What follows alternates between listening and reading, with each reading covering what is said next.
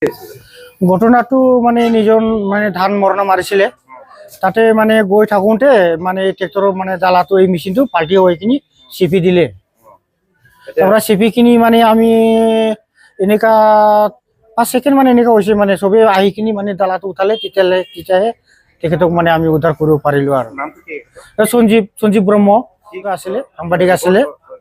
লোকক মানে কিবা মানে সহায় কৰিব সাংবাদিক হয় আমাৰ বড়োলেণ্ড ৰাদাবৰ সাংবাদিক হয় মানুহজন এতিয়াতো ক'ব গ'লে মানে বহুত কিবাত আছে আৰু এতিয়া সংকটজনক আছে নিজৰ ধান মৰণা কৰিছে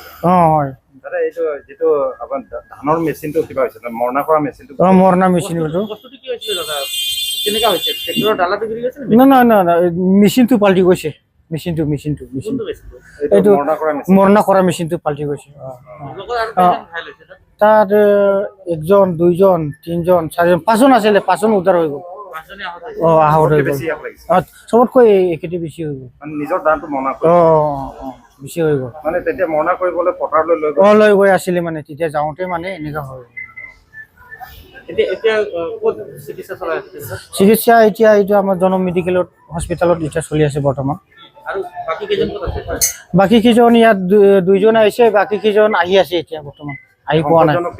সংকটজনক বেছি হোৱাটো একেটি হয় কোন চেনেলৰ সাংবাদিক আছিলে বড়োলেণ্ড ৰাদাব